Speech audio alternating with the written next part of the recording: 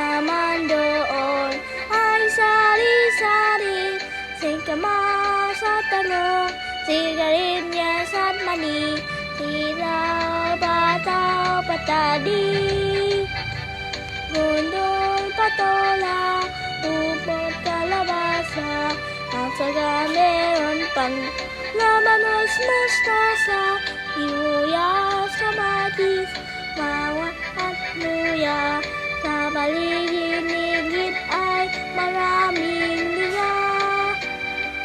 Bahay, kubo, ahit, munti, ang halaman doon ay sari-sari, singkamas at talong, sigarilyas at mani, sitaw, bataw, patadi, gundol, patola, upot, kalabasa, at saka meron pa labanos, mustasa, sibuyas, kabatis, bawang at luya.